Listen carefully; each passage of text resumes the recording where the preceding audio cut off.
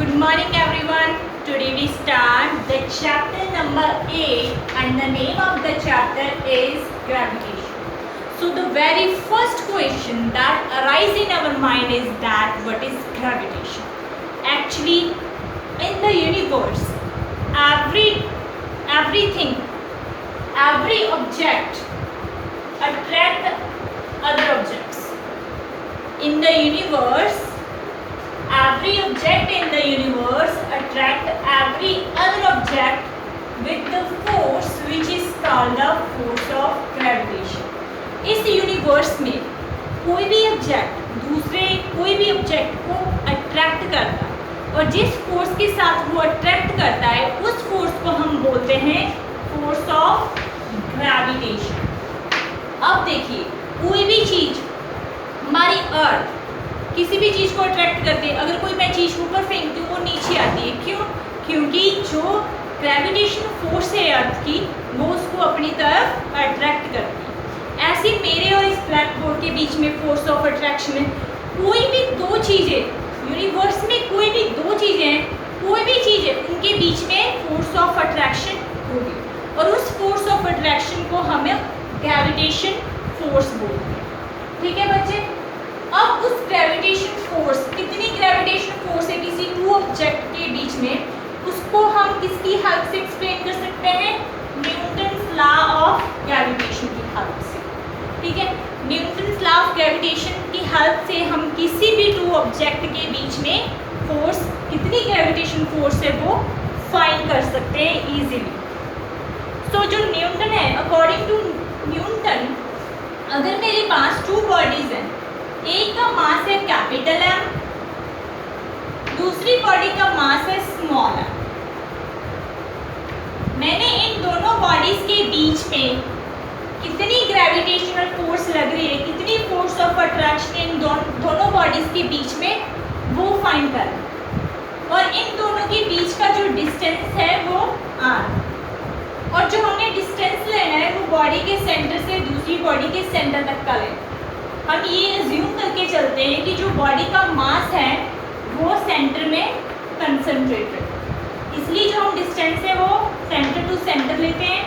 So r is the distance between them, m is the mass of this object and small m is the mass of this object. So according to Newton's law of gravitation, the force is proportional to the product of their masses. जो gravitational force है वो किसके proportional है? इन दोनों object के masses के product के proportional है। And force is inversely proportional to square of distance between them. जो इन दोनों बॉडीज के बीच का डिस्टेंस है r, उसके स्क्वायर के इनवर्सली प्रोपोर्शनल है। f is inversely proportional to r square. जब मैं इन दोनों इक्वेशंस को कंबाइन करूंगी तो मेरे पास फोर्स क्या आएगा? Force is proportional to m into m by r square. जब प्रोपोर्शनलिटी का साइन रिमूव करते हैं वहाँ पे एक कांस्टेंट आता है जिसको हम यूनिवर्सल ग्रेविटेशनल कांस्टेंट बोलते हैं g। So f is equal to g m by r square. g क्या है? g is called the gravitational constant या इसको यूनिवर्सल ग्रेविटेशनल कांस्टेंट बोलते हैं। इसकी जो वैल्यू होती है g की, कांस्टेंट है तो इसकी वैल्यू कांस्टेंट होगी। वैल्यू क्या होगी? 6.67 इंटू 10⁻⁻11 न्यूटन मीटर स्क्वायर पर केजी स्क्वायर। अब इतनी बड़ी यूनिट याद रखना भी डिफिकल्ट है। अब अगर हमने जी की यूनिट्स निकाली है तो कैसे निकालोगे? इसी फॉर्मूले से अगर मैं जी का फॉर्मूला निकालूंगी वो क्या आएगा? F into R square divide by M into M. Force के यूनिट्स होते हैं न्यूटन, डिस्टेंस के होते हैं मीटर, तो मीटर स्क्वायर आ जाएगा। केजी इंटू केजी कितना हो जाएगा? KG square. तो जी की यूनिट्स क्या आ जाएंगे? न्यूटन मीटर स्क्वायर पर केजी स्क्वायर। अगर मैंने इसका डिमेंशनल फार्मूला निकालना है तो कैसे निकालूंगी? ये वाला है इसका डिमेंशनल फार्मूला, बट कैलकुलेट कैसे कर सकते हैं वो देखिए।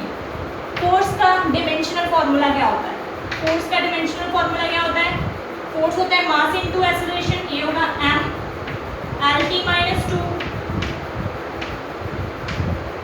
r क्या होगा? l स्क्वायर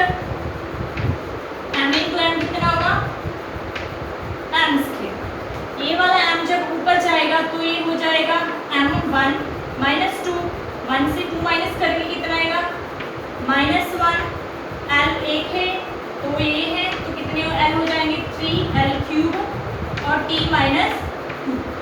ये इसका डायमेंशनल फॉर्मूला।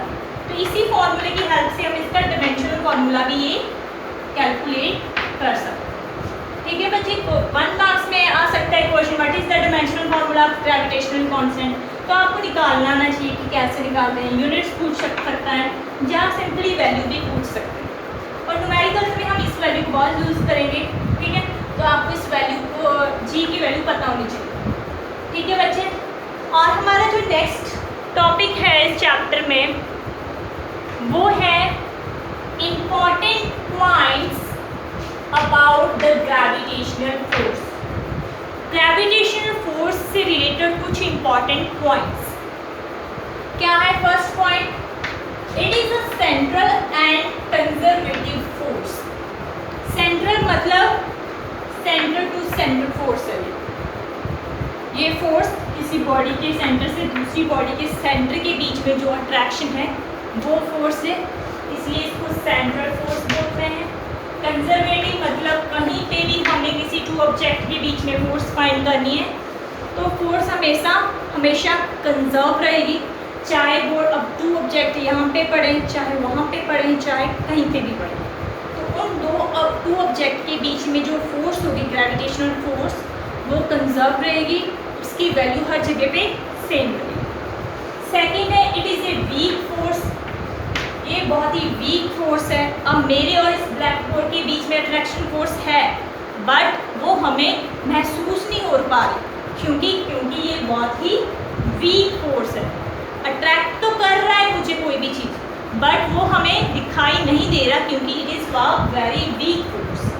इलेक्ट्रोस्टैटिक से और न्यूक्लियर फोर्स से ये बहुत ज़्यादा वीक फोर्स है, इसलिए इसको वीक फोर्स भी बोलते हैं।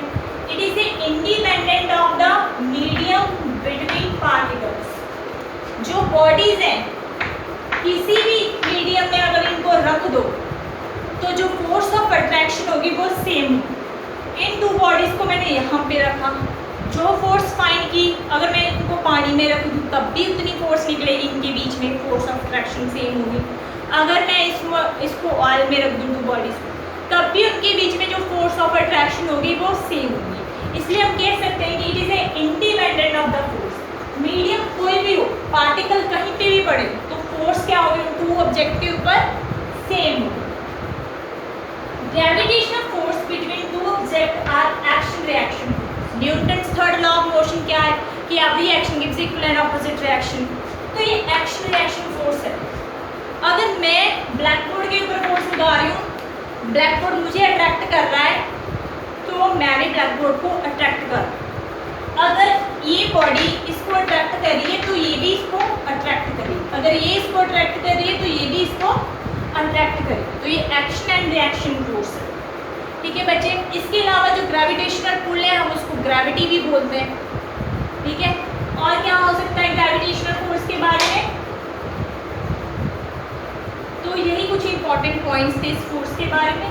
ठीक है बच्चे, नेक्स्ट जो टॉपिक है वो है एक्सेलरेशन ड्यू टू ग्रेविटी। अब जब कोई चीज ग्रेविटेशनल फोर्स की वजह से एक्सेलरेट करती है, मान लो ये चौक है, ये नीचे गिर रहा है, ग्रेविटेशनल फोर्स के कारण नीचे गिर रहा है, उस टाइम पे जो एक्सेलरेशन होगी किसी भी बॉडी की उसको हम बोलेंगे एक्सेलरेशन ड्यू टू ग्रेविटी। जब कोई बॉडी ग्रेविटेशनल पुल के कारण फॉल कर रही है उस टाइम पे जो उसकी एक्सेलरेशन होगी उसको बोलेंगे हम acceleration due to gravity. Definition क्या होगी, the uniform acceleration produced in a freely falling body due to the gravitational pull of the earth is known as acceleration due to gravity. ठीक है, जब कोई बॉडी फ्री फॉल करके, free fall मतलब कोई हमने और एक्सटर्नल फोर्स नहीं लगाई, सिर्फ अर्थ की ग्रेविटेशनल फोर्स के कारण कोई बॉडी नीचे आ रही है तो हम उसको बोल देंगे वो फ्री फॉल कर रही है। जब कोई बॉडी फ्री फॉल करती है उस टाइम पे जो उसकी एक्सेलरेशन होती है उसको हम बोलते हैं एक्सेलरेशन ड्यू टू ग्रेविटी।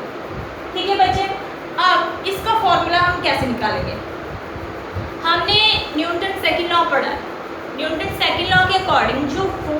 है, according to Newton second law जो फोर्स होती है वो होती है मास इनटू एक्सेलरेशन।